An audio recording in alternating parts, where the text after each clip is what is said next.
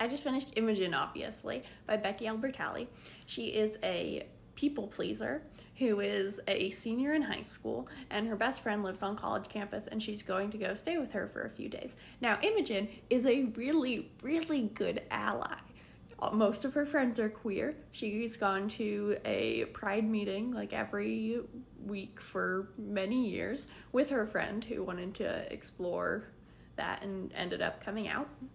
Now, Imogen herself has never questioned whether or not she is queer, and that is largely due to the fact that a lot of the people that she is around are queer, but they are more stereotypically queer, or when people see them, they assume that they're queer. However, everyone who sees her assumes that she's straight, so she has gone her entire life assuming that she is straight and not really thinking about other options. And I love this book so much. It talks about a lot of very great discourses in the queer community. It talks a lot about identity, discovering yourself.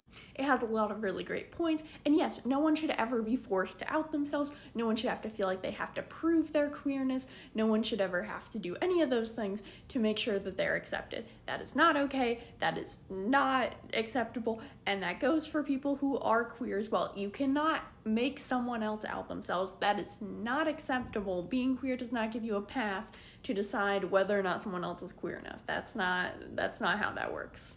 And yes, unfortunately, sometimes people suck, and sometimes that leaves people with trauma that they have to work through. Sometimes they're not ready to work through it, and so sometimes they do kind of shitty things as a result of that. And that is a very sucky whirlwind to be stuck in, and one of the characters in this book does have to deal with some of that stuff, and other characters are affected by that.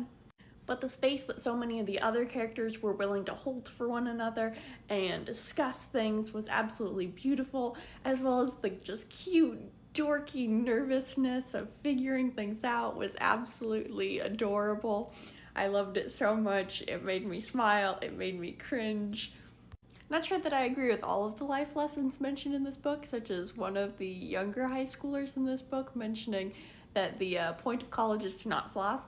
Please floss. It is important. Dental hygiene, people. Let's do it.